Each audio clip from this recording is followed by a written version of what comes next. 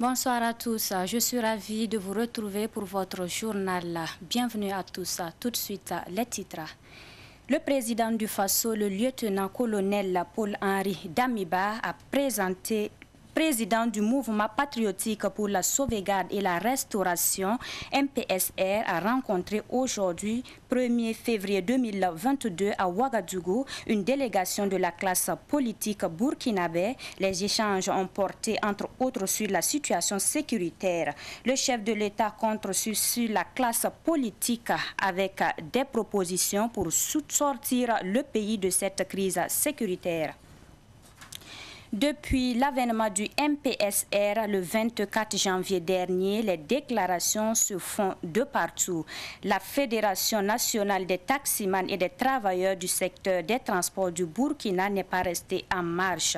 Elle prend acte du changement du régime et se met à la disposition des nouvelles autorités.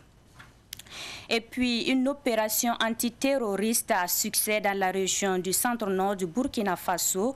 L'opération La Bingol, qui signifie nettoyer en langue peul, s'est déroulée du 15 au 23 janvier et a neutralisé au total 163 terroristes. Une fois de plus, bonsoir et bienvenue aux infos du soir. Cette actualité pour débuter. Ce matin, une délégation de la classe politique a rencontré le chef de l'État pour échanger sur la situation sécuritaire et le retour de la paix au Burkina Faso. En réaction, ces chefs de partis politiques ont affirmé avoir pris note.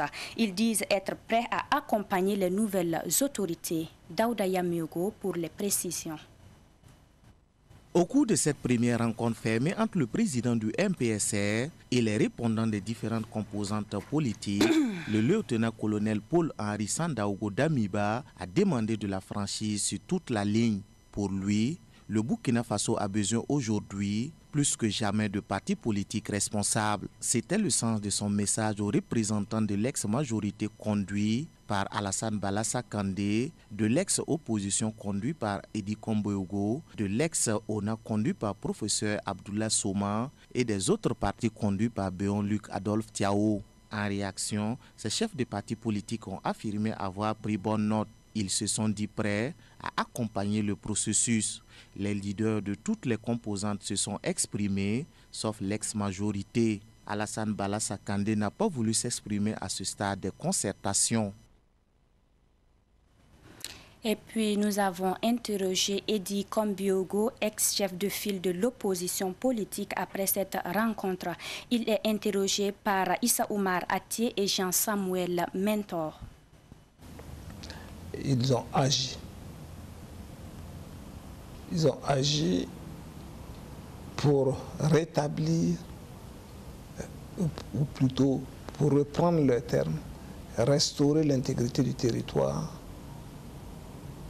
et sauvegarder la nation. Nous pensons que c'est une bonne action parce que tout le monde attend la paix. Nous, en tant que chef de file de l'opposition, nous leur avons souhaité plein succès dans leur mission. Et comme il a souhaité qu'ils puissent concerter toutes les forces vives, il a demandé si on avait des contributions de part et d'autre. Il en tiendra compte. Pour notre part, nous apporterons notre contribution. C'est vrai que c'est la recherche de la paix et de la sécurité. Et il n'y a pas de raison qu'on n'y croit pas. Mais il faut aller vite, parce que c'est très très important.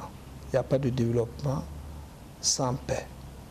Et c'est pourquoi nous avons pris son appel. On avait répondu à son appel avec beaucoup d'attention. Et à la fin de l'appel, de la rencontre, nous avons suggéré, en tant que parti politique, moi-même qui ai proposé, je lui ai fait la proposition qu'il permette aux délégations des 4 composantes pour aller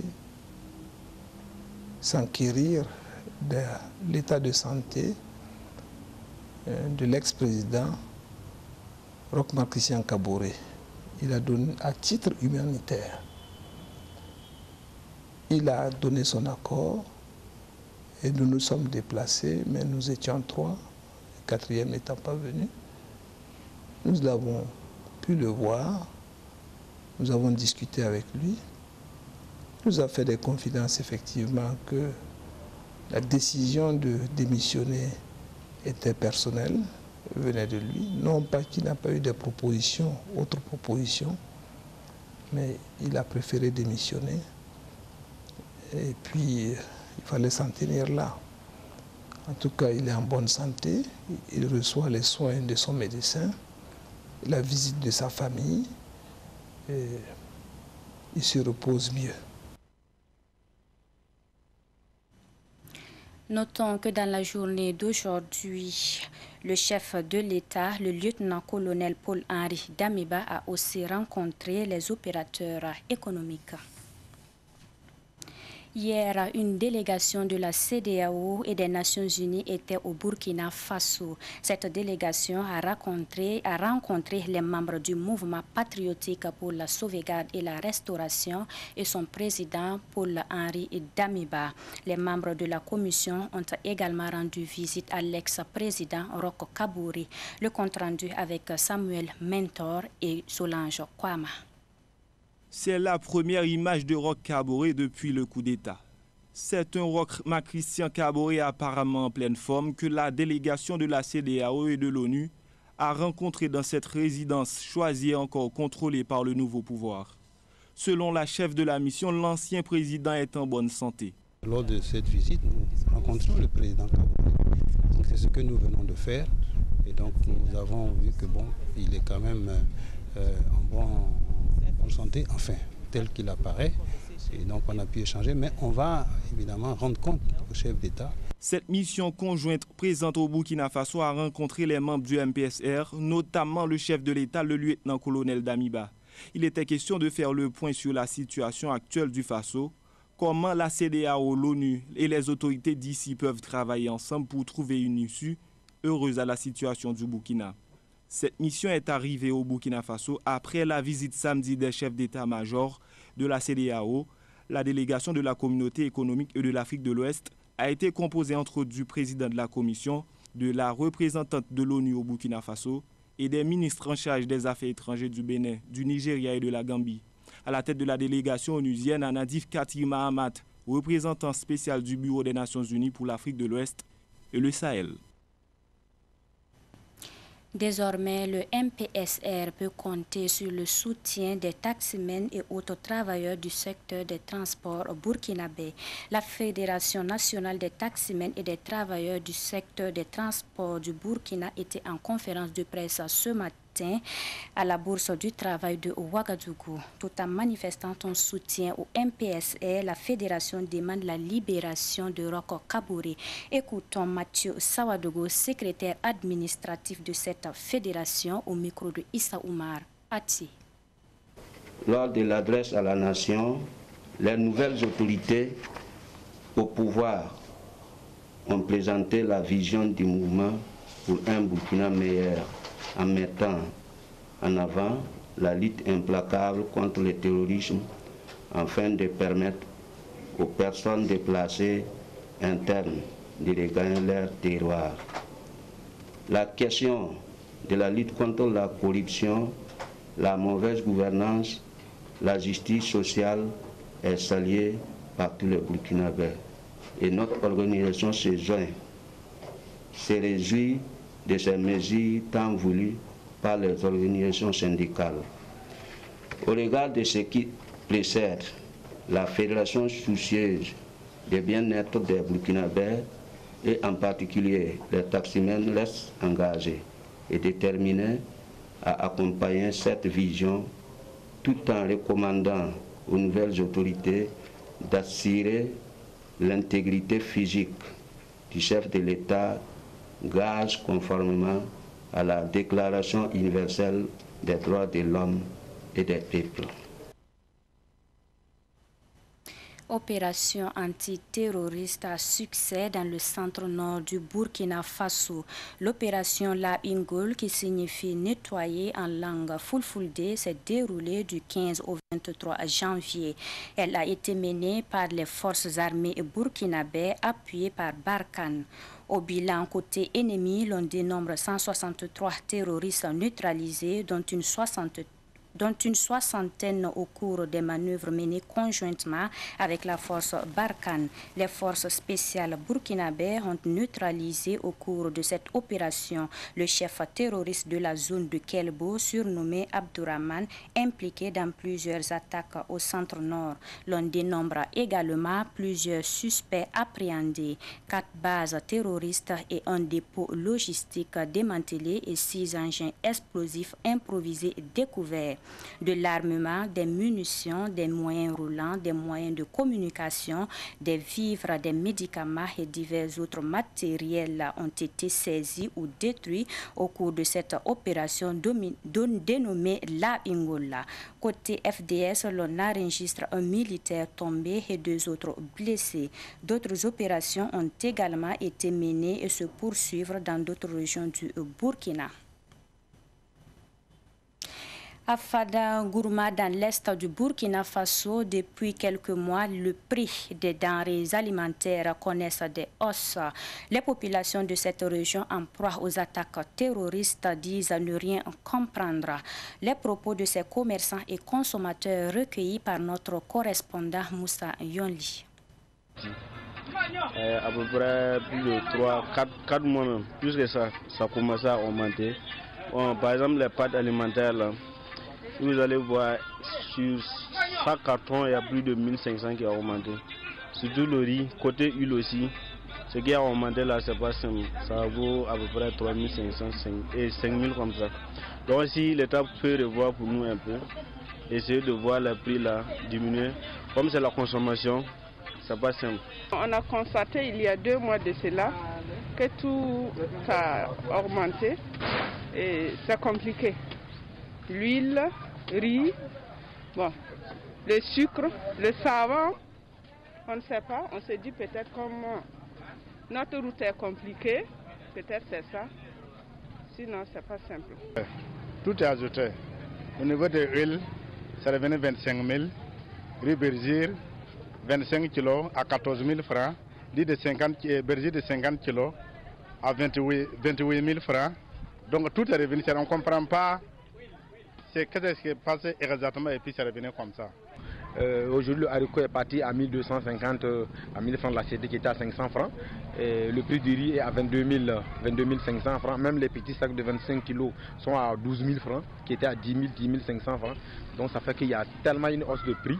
Et il faut falloir que vraiment les différentes autorités revoient cette situation pour permettre à la population d'être dans de meilleures conditions. Édition, le chef traditionnel d'Issouka, le Naba Saga Ier, a célébré sa fête annuelle sous le signe de l'unité. Lors de la cérémonie, le chef a invité tous les Burkinabè à l'union pour faire face aux problèmes sécuritaires. Retour sur la cérémonie avec Issa Oumar Ati. Issouka, un quartier de Koudougou, célèbre son chef coutumier, Naba Saga Ier, à travers sa fête annuelle, communément appelée Nabasga. Cette célébration, qui est une occasion pour le chef d'Issouka d'honorer ses ancêtres, a drainé un nombre important de ses notables, personnalités administratives et traditionnelles de la cité du Cavalier Rouge et de Ouagadougou. Comme le veut la tradition, Naba Saga Ier est donc invité à faire 3 sorties de sa case. Des sorties avec des habits de différentes couleurs, ponctuées par des salutations de toutes les couches sociales de sa circonscription, venues lui présenter la moisson de la saison agricole et lui offrir des présents.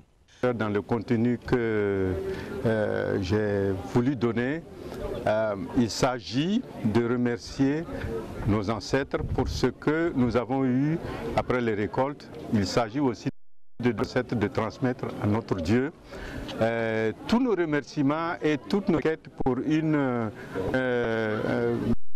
contrée apaisée, une contrée de santé, afin que nous puissions consommer un peu ce que nous avons produit. C'est le sens premier du Nabasga.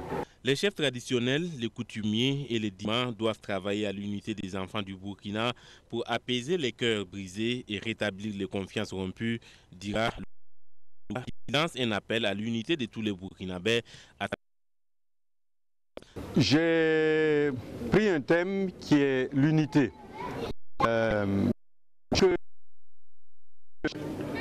Cellulaire, s'il y a l'unité déjà, si les enfants sont unis, les objectifs sont atteints.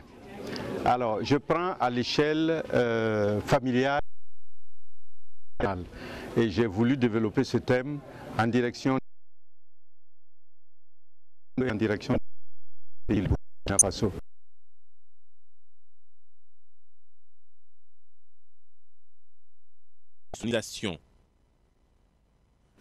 Culture toujours, et cette fois nous parlons cinéma. Mon choix, mon bonheur, c'est le 3e long métrage fiction de la réalisatrice Nathalie Tanda. La projection inaugurale a eu lieu hier soir au ciné Burkina.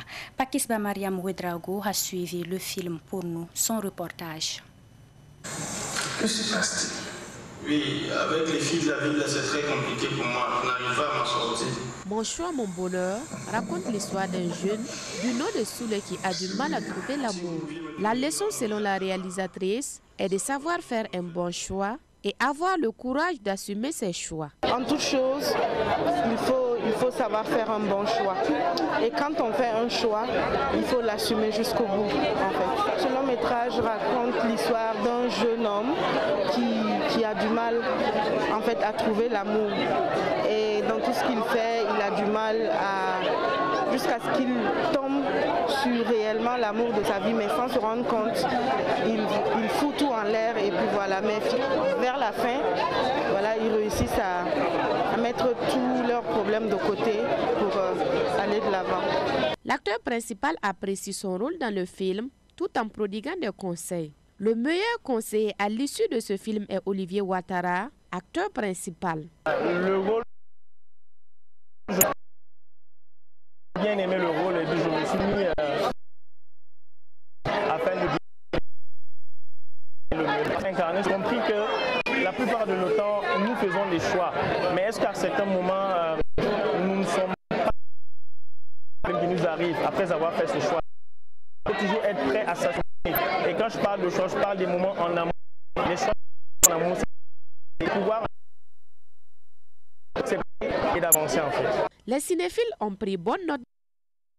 C'est un bon film, j'ai apprécié, je me suis plu en même temps, en tout cas, à regarder.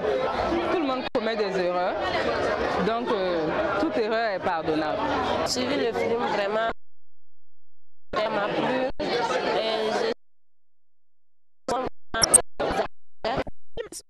Et jusqu'au 6 février prochain, aux séances de 18h30, 19h30, 20h30.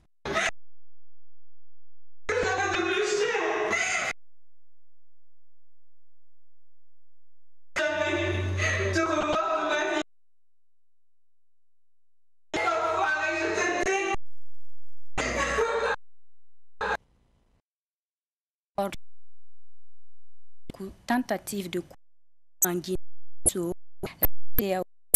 avec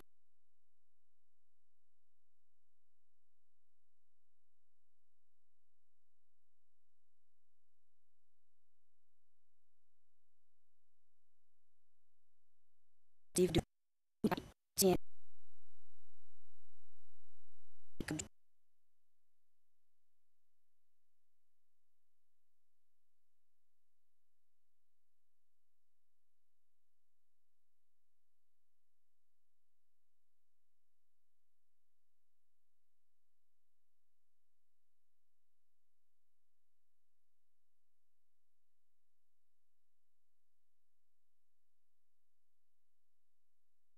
à l'espace Inch'Allah de Koumassi.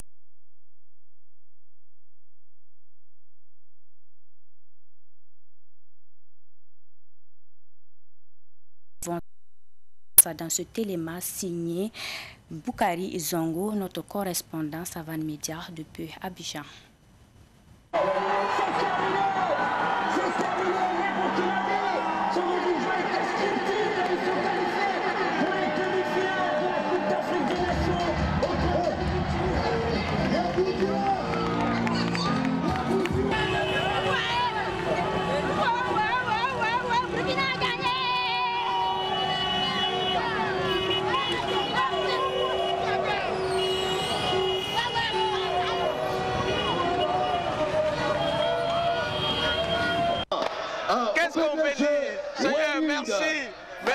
à le 11 national.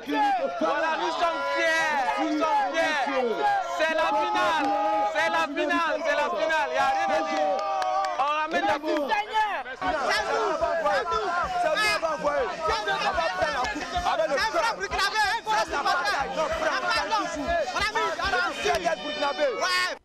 Oui, nous sommes fiers du Burkina Faso. Nous sommes venus assister le match à la place Inch'Allah avec beaucoup de satisfaction. Nous sommes fiers d'être burkinabé. Vive le Burkina Faso, vive les étalons et vive la Côte d'Ivoire. Félicitations, nous allons dire merci à Dieu pour nous avoir accordé ça. Le pays a besoin de ça. Merci Seigneur. Je suis content de la victoire, voilà, des étalons. Voilà, pourquoi je dis ça? Cela aussi va contribuer à la paix au Burkina Faso.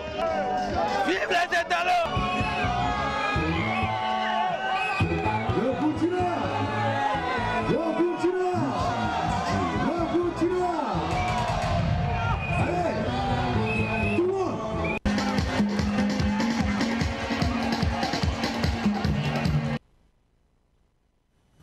Bonne nouvelle pour les étalons du Burkina Faso. Il n'y a aucun cas de Covid-19 détecté. Pour rappel, les étalons du Burkina feront face aux Lions de la Teranga du Sénégal demain mercredi 19h temps universel pour les demi-finales. Et les soutiens financiers fusent depuis la qualification des étalons pour les demi-finales. Mahamadou Bonkongo, le PDG du groupe Ebomaf, promet 100 millions de francs CFA aux étalons s'ils se qualifient demain pour la finale. Il promet également de se déplacer avec 100 personnes au Cameroun pour supporter les étalons à la finale. Et si les étalons remportent la coupe, le PDG du groupe Ebomaf promet 300 millions aux étalons. Bonne chance aux étalons du Burkina Faso. Et c'est ici que se referme cette édition que j'ai pris du plaisir à vous présenter. Merci pour votre attention et pour votre constante fidélité. L'actualité continue sur Savane TV. On se retrouve demain, Inch'Allah.